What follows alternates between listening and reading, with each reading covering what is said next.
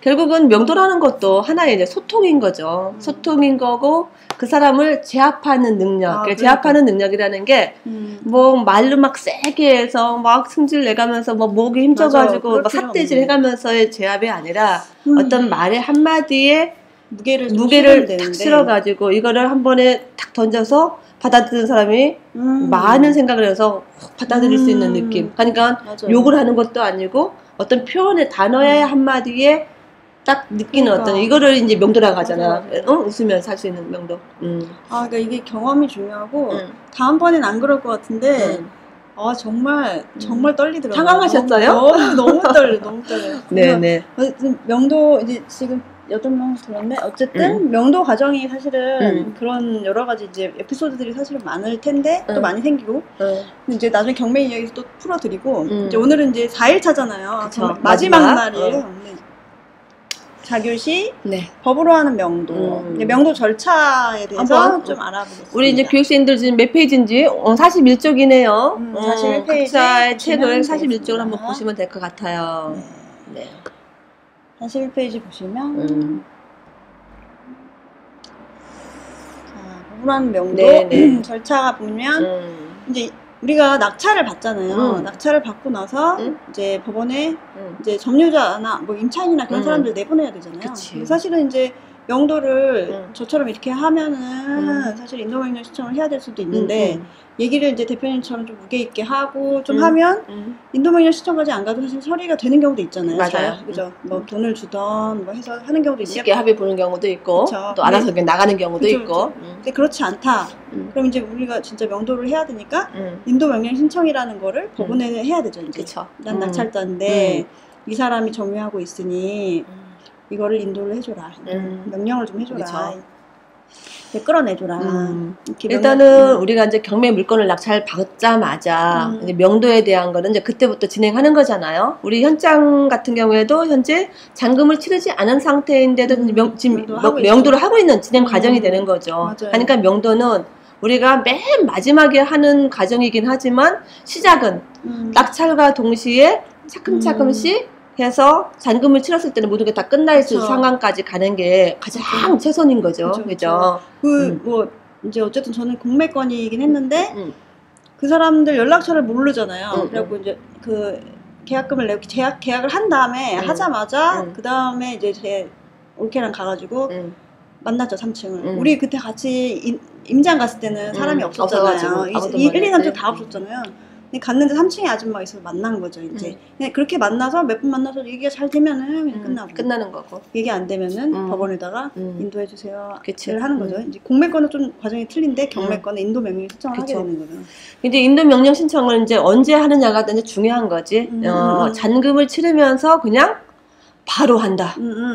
이거를 나중에 하는 게 아니라 잔금을 치르면서 이게 써먹을 수도 있고 안 써먹을 수도 있지만 예정하에 혹시나 모를 걸 대비해 이제 같이 진행하는 게 속전속결로 끝낼 수 있는 거니까 명도명령 신청은 잔금 치르면서 바로.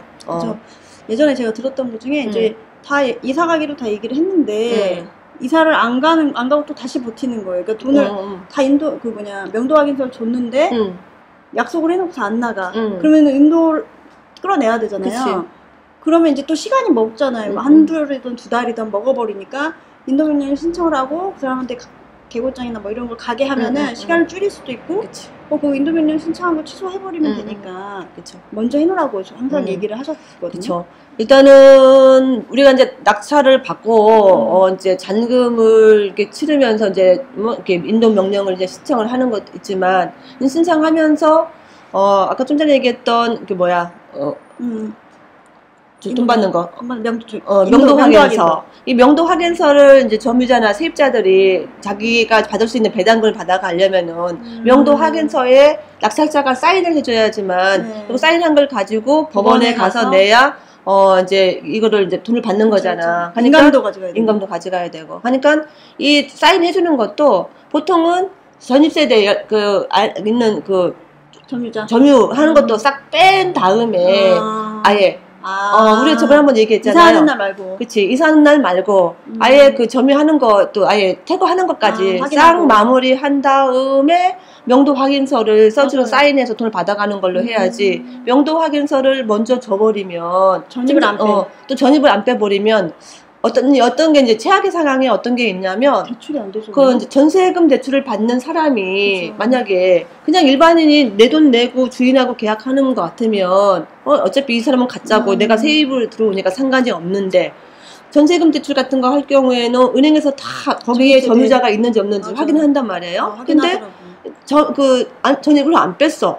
그러면은 나는 이미 이 사람하고 계약을 해가지고 계약금도 걸었는데 전세금 대출이 안 나오는 거고, 그치. 한 사람은 안 나간다고 버팅기고 빼지도 않고 이래버리면 이제 완전히 다 틀어져 버리는 거야. 하니까 그치. 그래서 명도 확인서 줄 때는 이제 보통은 아예 깔끔하게 하려고 하면은 그 전입까지 싹 뺀 다음에 그걸 확인하고 확인서를 주는 게 답이고, 그러네. 그 주는 게 답인 거고, 그다음에 이제 잔금을 치르면은 인도 명령 신청서도 써먹을 카드일 수도 있고 안 써먹을 수도 있는 카드이긴 하지만, 우리가 써먹을 수 있는 카드다라고 생각하면은 해놔야지. 나중에 그 차후에 한다 하면은 괜히 이제 시간만 소요만 되고, 맞아, 그 피해는 나한테 올 수도 있고, 시간적인 피해가 나한테 오잖아요. 이게 절차가 인도면 신청하고 결정되고 송달돼야 되고, 강제 집행 신청하고 되고. 이런 과정, 강제 집행까지가 돼야지 명도 완료되는 건데 이 과정에 시간들이 다 있잖아요. 이 시간들을 줄이려면 낙찰 받자마자 잔금 치를 때 바로 해라. 그죠? 그러면 속을 썩은 다음에 이제 시작하는 게 아니고, 일단은 그까짓 거 인지 때 1,000원인가 뭐 얼마 안 들어가니까 바로 신청하는 게 좋고요. 그래서 이제 인도 명령이 이제 신청을 해서 이제 명령이 이제 결정이 나잖아요. 두 번째 보면 이제 결정. 얘 내보내는 걸로 결정해. 그러면 이제 이걸 가지고 그냥 내보낼 수는 없으니까 이제 송달 과정을 거쳐요. 가서 이제 인도를 할 거야. 할 거야. 그 송달 과정. 근데 이제 안 받기도 하잖아. 우편물을 안 받고 뭐 피해버리기도 하고. 등기가 우편으로 오는데 안 받는 거야.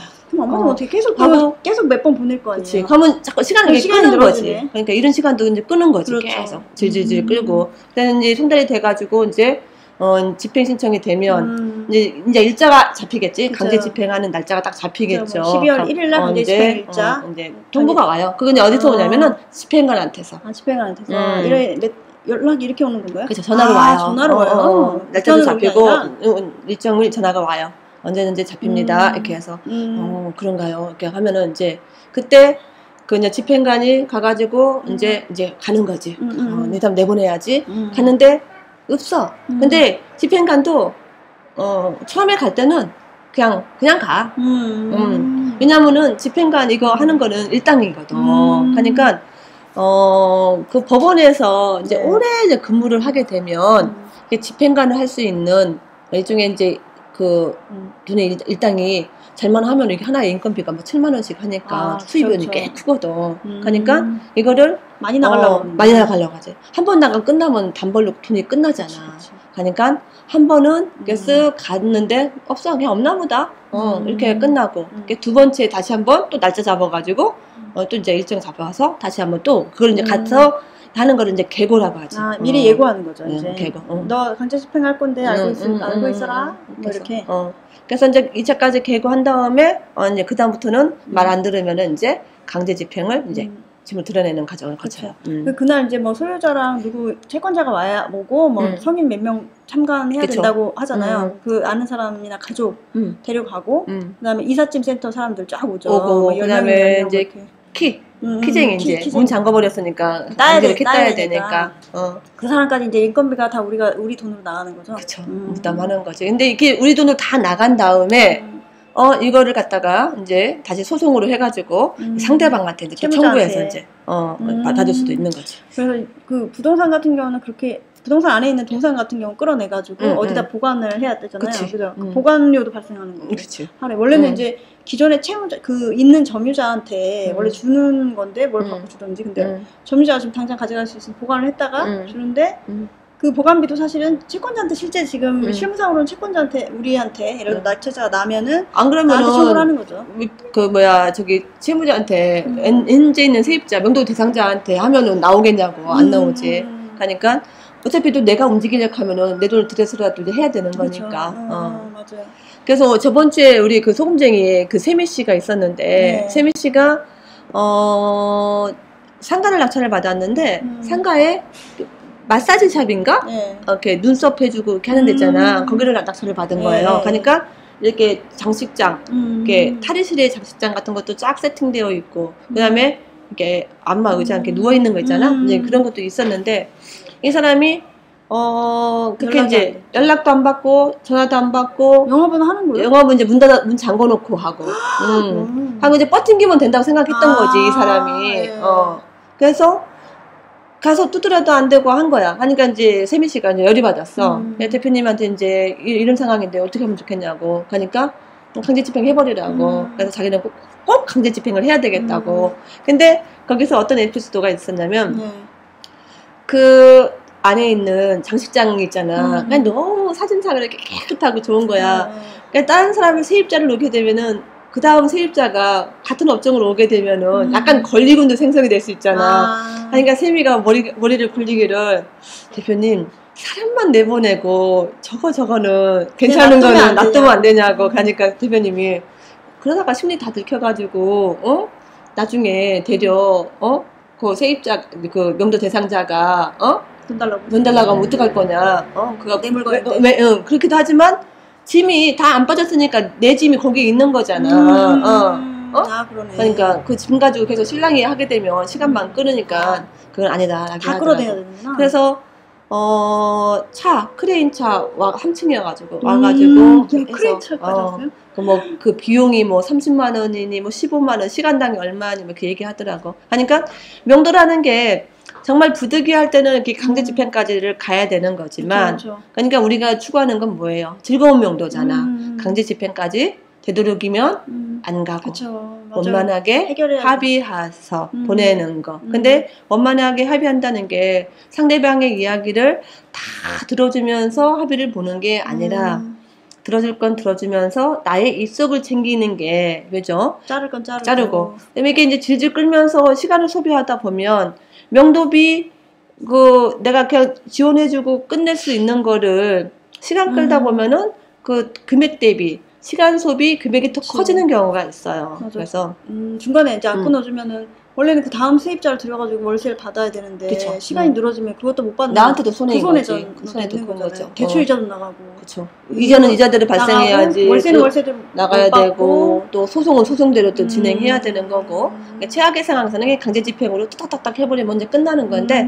되도록이면 안 좋은 상황까지는 되도록이면 가지 않고. 근데 이제 대표님이 이제 상황을 저는 이제 실시간으로 보고를 하잖아요. 얘기를 했더니 이제 걱정이 되잖아요. 제 입장에 덜덜 떨리잖아요.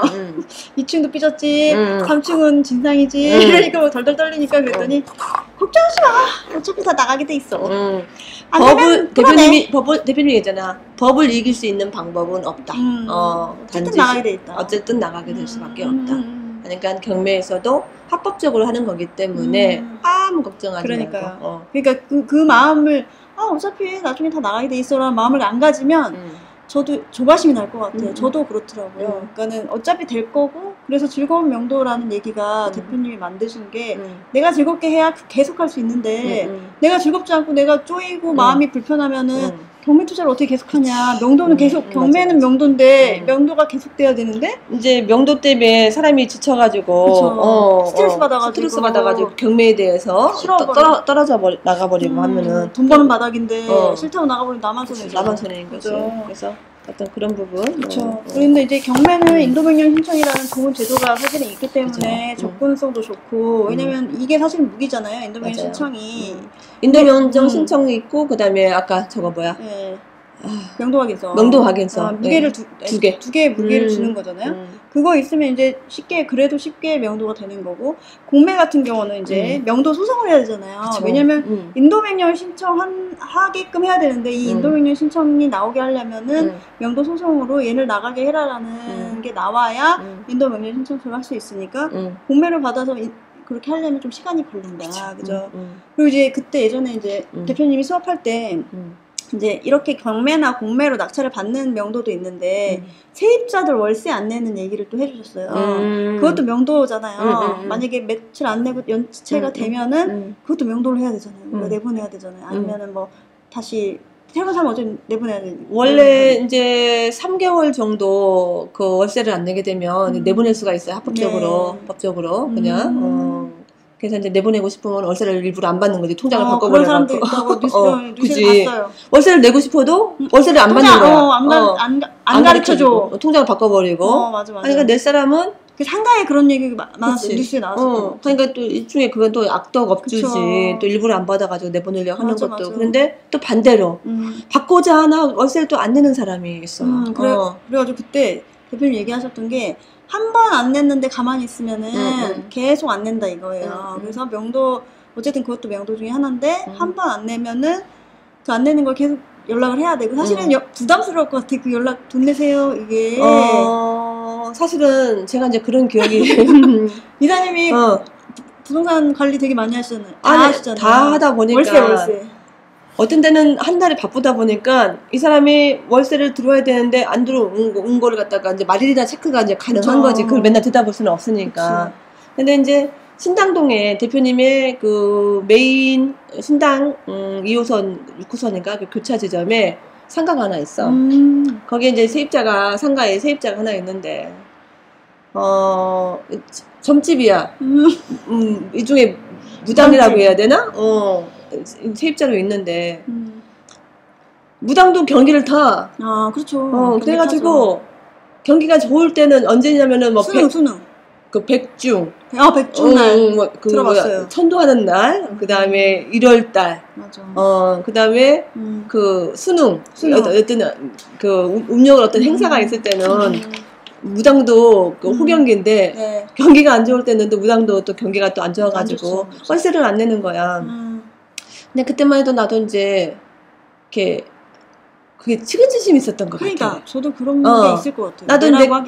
나도 내가 한번 이제 망해보고 망해보면서 그 월세에 대한 그 약간 강박증이 있었었거든. 그러니까 이 사람이 이렇게 사업이 안 돼서 힘든데 본인은 오죽하겠나라는 이 마음이 있었어. 불우이웃돕기. 그러니까 나도 충무로에서 가게를 할 때 이제 뭐 아시는 분들 아시겠지만 저도 이제 경매당해서 망했잖아. 오늘 구도 났는데 그때 내가 가지고 있는 그 건물의 그 사모님이 나를 갖다가 그렇게 이제 월세 안 낸다고 다달달달 볶았으면 아마 나 자살했었을 것 같아. 맞아. 근데 그 사모님이 그 권리금까지 받아나갈 수 있도록 나를 배려를 엄청나게 했었잖아. 그러니까 나의 보증금까지도 그 건물주 집에 차압을 붙였어. 그러니까 소송을 해가지고 법원에다 저렇게 내가지고 내가 낸 보증금을 계약 기간이 끝날 쯤에는 박복사님한테 주지 말고 나한테 줘라. 나한테 그러니까 채권자한테 달라. 이걸 판결을 받은 거야. 그러니까 판결을 받았으니까 이 판결을 가지고 이제 주인한테 얘기했었을 거 아니야. 근데 주인은 뭐니 끄떡이 없잖아. 근데 돈은 내 마음이지만 왜 너한테 주냐? 내가 여기서 받았는데 이런 마음을 가지고 있었고. 희한하다. 그러다 보니까 이거를 진행하기 위해서 웃긴 얘기지만 내가 그 월세를 상가에 있었는데 주인 집에 강제 집행을 들어갔어.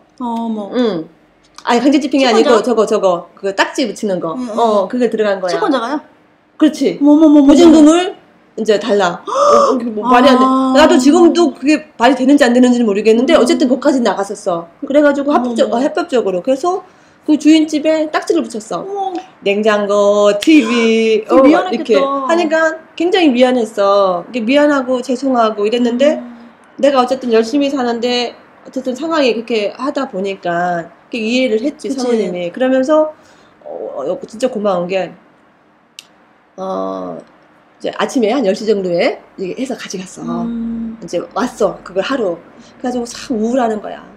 월세야 못 내는 것도 미안해 죽겠는데 그 집에 딱지까지 붙였으니까. 맞아. 있는데 오후 4시쯤 되니까 사모님이 그 명동성당 다녔는데 이렇게 운동 갔다가 성당 갔다가 오셨어. 이렇게 올라가는 걸 붙잡아가지고 사모님 집에 가면은 딱지 붙여져 있다. 내가 이랬어.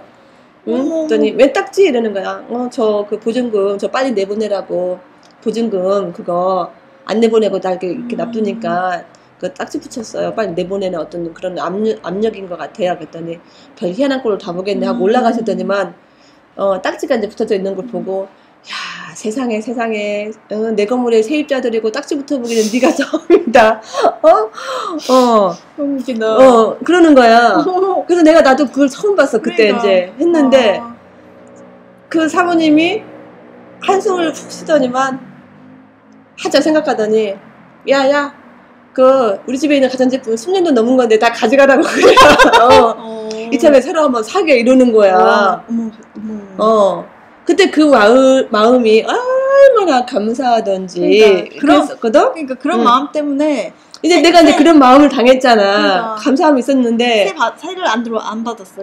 근데 내가 여기 와서 대표님한테 월세를 관리해야 되는데 그 점쟁이가 못 내는 거야. 내고 싶은데 못 내고 죄송하다. 뭐 이제 이달에는 꼭 낼게요. 다음 달에 꼭 낼게요. 하다 보니까 한 달 밀리고 2달 밀리고 3개월 밀리고 하는데 나는 또 막 이제 애가 타. 그치. 관리하는 입장에서 대표님은 월세 잘 들어오고 있지? 근데 여기서는 막 절절 매는데 그치. 그래가지고 막 당황한 적이 있었는데 나중에는 이제 그게 또 너무 지나치니까 이제 안 되겠더라고. 그래서 그때 이제 후회를 했어요. 나처럼 게 솔직했었으면 상관이 없는데 그 아줌마도 약간 좀 약아가지고 약간 약간 쑥순 것도 있었던 것 같아. 그러니까. 그래서 그때 이제 대표님이 이제 약간의 그 세입자 명도 한 적이 있었는데 그래서 대표님이 그랬던 것 같아. 한 번 안 냈는데 이거 좀 안쓰럽다고 연락을 안 해버리면 2번, 3번 안 낸다. 만약에 한 번 안 내면은 가서 미친놈처럼 들어 누울 생각하고 계속 전화를 해야지. 안 그러면 그 다음부터 받기 힘들다고 그랬어. 그러니까 만약에 세를 예를 들어 받게 되면 그렇게 관리해야 된다고.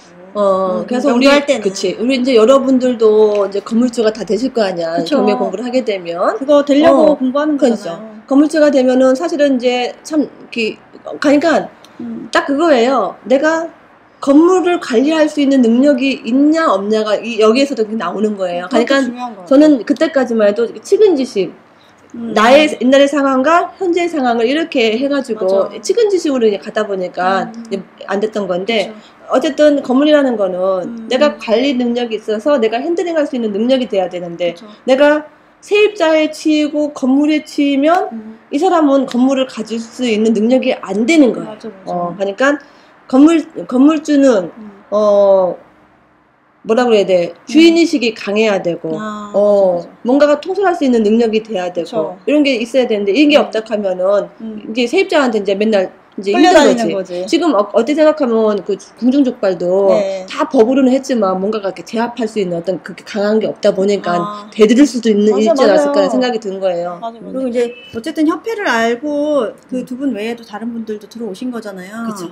협회를 이제 알고 뭔가 선택했다는 거는 진짜 뭐 어쨌든 굉장히 발을 딱 내딛은 거잖아요. 다른 사람들은 발도 못 디딘단 말이에요. 그러니까는 신중히 다 할 생각을 하셔가지고 이거를 계속 이어가서 스파레주에서 정말 내가 이제 경매 투자를 제대로 할 수 있는 능력을 키울 수 있는 게 또 스파레주고 여러 가지 훈련을 많이 해줘요. 그러니까는 뭐 경매뿐만 아니라 일상생활에서도 활용을 많이 할 수 있는 거니까.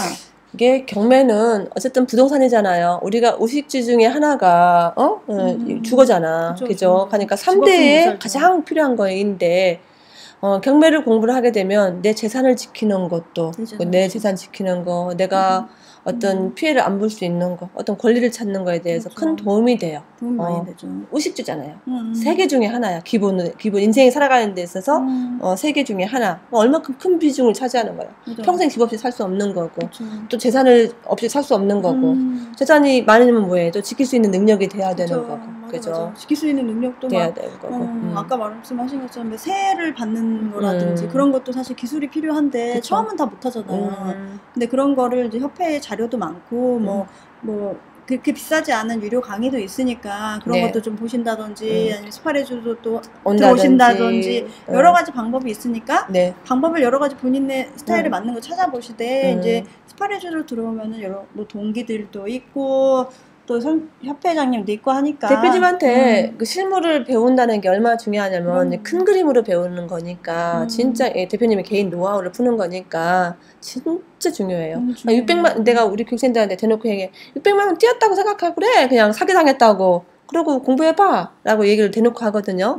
그만큼 많은 분들이 큰 도움이 되고 있어요. 그쵸. 그래서 우리가 뭐 살면서 600만 원을 생각하면 엄청나게 클 수도 있고 어떻게 생각하면은 작을 수도 있어요. 그래서 맞아. 내가 그 공부를 통해 가지고 내가 건물을 하나 받게 되면 인생이 바뀌는 거고 내 태도도 바뀌는 거고 많은 사람들이 그렇게 경매를 모르고 있다가 자기 건물 가져가지고 월세가 막 5, 600씩 나온 사람들이 막 수두룩 하는 거니까 그죠? 그 500이라는 돈이 어떻게 600이라는 돈이 큰 돈이 될 수도 있는 거고. 근데 어떤 사람들은 보면은 교육생 교육 받고 싶다고 전화를 해서 이제 이거 교육비를 얘기하면은 그렇게 비싸요? 그렇게 얘기를 해요. 근데 이제 저는 그렇게 얘기를 해요. 그러니까 만약에 다른 기수들의 이제 낙찰 사례를 들어보면은 낙찰 사례 뭐 몇 억짜리 받잖아요. 뭐 2억짜리도 받고 뭐 그럴 수 있는데 예를 들어 4억짜리 받았다 이거예요. 근데 최소 이제 예를 들어 시세 차익이 5천 났다 이거예요. 예를 들면 4억 2천에 받았는데 4억 7천짜리야 이게. 그럼 5천이 난 거잖아요.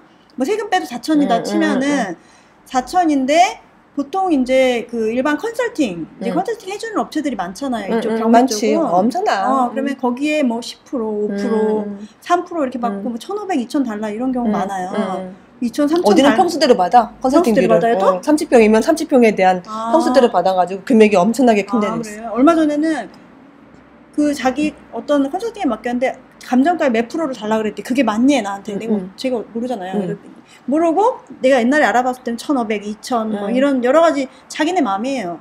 그래서 그런 비용을 생각하면 사실은 600만 원이 비싼 건 아니다. 왜냐면 컨설팅 받는 것도 1,000만 원, 1,500 이상 받기 때문에 사실 그런 거 생각하면은 내가 어쨌든 한 건에 대해서는 대표님이 백업 해주면서 상담을 계속 해주잖아요. 명도 그치? 상담부터 어떻게 문자를 보내라 뭐 이런 것까지 해주는데 대신 내가 그걸 하면서 컨설팅은 자기네가 다 해준다고 하지만 대표님, 내가 배운 게 하나도 없는 거지. 배운 게 없고, 대신해줘 버리니까. 그치. 대신에 이제 대표님이 상담을 해줄 때 내가 그걸 다 실행을 하는데 마루타래. 인형처럼 실행을 하되 대신 이걸 한번 익히게 되면 그 다음에 나 혼자 그 비슷한 거는 나 혼자 할 수 있는 거잖아요. 무게를 실어서 이렇게 해야 되겠다. 그치. 복사해서 붙여넣기 해도 되고 어쨌든 그런 식으로. 그치. 스파레즈를 온다는 거는 내가 스스로 경매 물건을 내가 직접 물건을 골라서 내가 스스로 조사해서 내가 스스로 분석해서 순위표를 짜서 입찰표 작성해서 낙찰을 받고 명도까지 내가 다 해본다라고 생각하시면 돼요. 그러면 이걸 왜 하냐? 좀 전에 얘기했던 것처럼 컨설팅을 하게 되면 내가 한 게 아니기 때문에 내가 했으니까. 경험이 없어요. 제대로 하는지도 모르겠고. 근데 내가 우리 경매 공부할 때는 그런 거잖아. 내가 내 하고 싶은 건 내 능력으로. 그죠. 나중에도 내가 노후로 뭐 몇 개를 더 받는 것도 하고 내 자식들한테도 기술을 좀 가르치고 싶고 아니면 내 주변 사람들한테도 해주고 싶고 한데 그 기술을 배워야 되는데 컨설팅 기술을 배우는 게 아니기 대신해 주니까 어떻게 하는지도 모르겠고 뭐 잘 하는지 가르쳐주지도 않아. 가르쳐주면 자기 노하우가 빠져나가니까. 근데 이제 스파레즈는 내가 직접 해보는 걸 목적으로 실무를 배우러 들어온다. 근데 이거를 좀 큰 그림으로 배운다.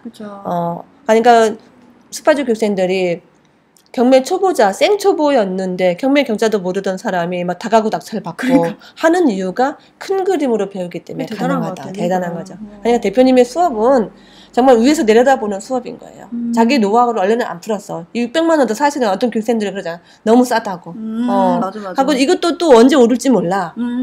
우리가 550 받다가. 저 옛날에 500이었을 때였어요. 왔었지. 550. 550. 근데 60 올려가지고 600이잖아요, 지금. 맞아. 근데 이 금액도 처음에 700으로 올릴까 하다가 대표님께서 한 700 올려서 교육생 알짜배기들만 받을까 하다가 너무 세요. 그냥 600만 올렸다가 나중에 차츰 올리시죠. 이렇게 해가지고 600까지 한 거거든. 그러니까 이거 차이로 어떤 사람은 600 내고 어떤 사람은 550 내고. 맞아. 좀 그렇게 됐어요. 근데 이제 그때 550 냈을 때랑 저는 이제 교육 550대 교육이잖아요. 600대 교육이랑 지금 달라졌잖아요. 아니, 퀄리티가 달라져 버리지. 왜냐면 저는 사전학습이 없었고 지금은 사전학습이 한 2, 3개월 있으니까 2, 3개월 동안 엄청 공부를 해야 되잖아요. 다 열어주고 보충학습 있고 보충학습 있으니까 그래서 낙찰을 빨리 갔나 봐요. 그치. 그래서 13기 그래서 이렇게 보충학습까지 다 연결되면서 금액이 올랐잖아. 그러니까 이게 어느 정도 시점 되면은 이제 퀄리티를 더 높일 수도 있어. 그러니까 이게 되게 프로그램이 좋은 것 같아요. 학교처럼 몇 개월, 3개월 공부 사전 학습하고 들어와서 딱 6주 동안 이제 2주에 한 번씩 오는 코스로 졸업하는 동시에 이게 이렇게 골라야 되는구나. 이런 거구나. 이렇게 하면 되는구나. 거기다 중간에 과제를 내주니까 안 할 수도 없고 이거 대표님 눈치 보여가지고 계속 하다가 이제 익숙해지는 거죠. 전화하는 거 아까 뭐 벌벌 떨린다 그랬는데 전화하게 되어 있어. 과제를 하다 보면은 이거 대표님한테 혼날지도 모르고 하니까 하게 된단 말이에요. 한 번 하는 거, 두 번 하고, 두 번 하고, 세 번 하면 계속 익숙해진단 말이에요. 그럼 이제 알게 되고, 터득하게 되고. 이렇게 다시 한번 해봐야 되겠다. 여기다가 용기 내서 하게 되고. 그러다가 하나 낙찰 받고 나면, 자신감도 생기고. 자신감 엄청 생기겠죠. 집에 뭐, 동료들이나 이런 사람들한테 얘기할 수, 나 이거 정말 낙찰. 맞다. 나 이거 하니까 또 생각나는데, 제가 받았잖아요. 이거 아직 이제 명도가 안 됐으니까 이제 떠벌리고는 아직 못 다니는데, 이제 직장 동료한테. 옛날?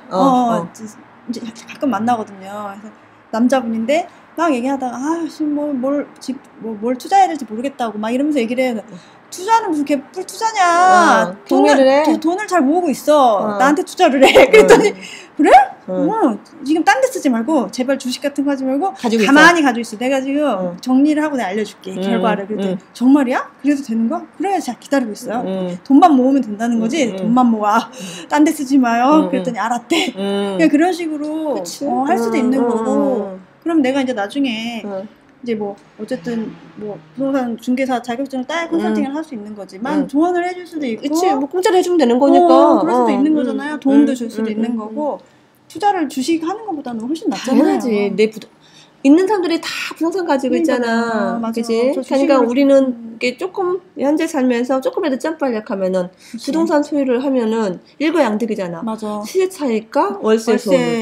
맞아. 두 마리 토끼를 잡을 수 있는 거거든. 맞아. 그러니까 이거를 간직하고 있다 보면 나의 노후 대책은 노후 대책을 하지만 또 우리 경매는 경기가 좋아지면 좋아져서 비싸게 팔 수 있고 월세 잘 나가고 경기가 안 좋으면 안 좋은 대로 또 경매 물건이 떨어져가지고 우리는 그때가 또 경쟁자가 줄어들고 호화 시장이 되는 거고. 그러니까 경매는 사시사철 좋은 게 경매인 것 같아요. 경기가 안 좋아도 좋고 경기가 너무 좋으면 또 너무 좋아서 잘 팔려. 가지고 있던 물건 매매도 할 수 있고 월세는 월세대로 잘 나가고 임대소득은 쭉쭉쭉쭉 나오고.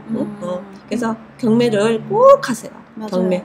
주식 같은 거 해갖고 날리지 마시고. 네, 경매를 꼭 하세요. 네네. 당부드립니다. 아셨죠? 네. 스파레주 신청은 어떻게 하나? 줄리킴님이 스파레주 신청은 내일 그냥 하시면 돼요. 전화 신청하시면 되고 20기에 딱 한 명 남았으니까 등록하시고 다음 주 화요일 날 보충학습에 들어오시면서 같은 동기들 아니면 선배들 공부하는 모습 정말 보시고 이렇게 하는 거구나. 한 40명에서 50명 들어와요. 그 열기가 뜨거워가지고 기를 못 필 정도로 장난 아니니까 그런 열정을 한번 느껴보셔야 돼요. 그런 열정이 살아있어야지만 내가 잘 사는 거지. 거기는 완전 실무만 딱 명도 이거 이렇게 했는데 어떻게 해야 돼요? 바로 그냥.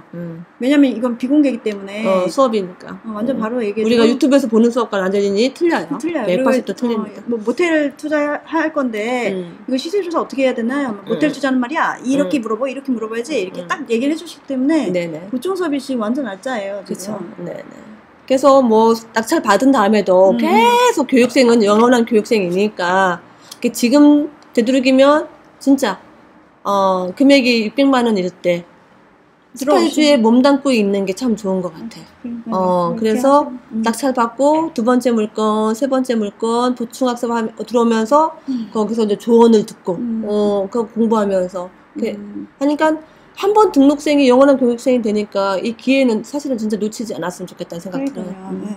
꼭 기회를 잡으시고. 네. 윤철님이 저는 내일 따로 전화 드리겠습니다. 전화 주세요. 네, 전화 주세요. 들어오세요. 들어오셔서 같이 공부하세요. 네네. 오늘 뭐 1시간 40분 정도 됐는데 긴 시간인데 이거 늦게까지 지금 9시 10분 넘어가네요. 네네. 진짜 언제 한번 우리 만나면 좋은데, 그지? 네, 나중에 카페 만들면은 오라 해가지고 오셔서 또 놀고 그러면 되죠. 네, 커피 한 잔 쏘겠습니다. 네, 진짜요? 치즈케이크 같은 거. 우리 꼭 공짜 아니잖아. 돈 내야 되잖아요. 에이, 우리 교육생들이 한턱 쏴야 그가지고. 아이, 1000에 모이는 건가요? 그럼. 카페는 아무튼 만들어지면. 네. 알겠습니다. 자, 오늘도 수고하셨고요. 저 열공하는 우리 경매 초보 탈출 11일 되길 바라면서 네. 모두 부자 되세요. 부자 되세요. 네, 부자 되세요. 네. 진짜로. 네. 하고 유튜브 대표님이 하시는 거 항상 꼭 챙겨 드시고. 네. 맞아. 진짜 최고의 강의 알짜배기가 대표님 강의예요. 네, 꼭 많이 들으세요. 그것만 듣고도 받는 사람들도 그쵸. 가끔 있으니까. 그렇지만 이제 뭐 논리가 안 쓰다 보니까 안개 속에 헤매니까 꼭 스파이즈를 나오는 게 좋아요. 결국엔 들어오게 되지. 이번에 숨권 낙찰받은 사람 들어오잖아. 그러니까 그런 것처럼. 자, 고생하셨습니다. 고생하셨습니다. 네. 다음에 또 봬요. 또 봬요. 카톡으로도 연락 주시면 언제든지 환영 가능하니까 연락 주세요. 안녕. 고생하셨어요. 네, 고생하셨습니다. 잠시만요. 아이고, 저거는 어떡하냐.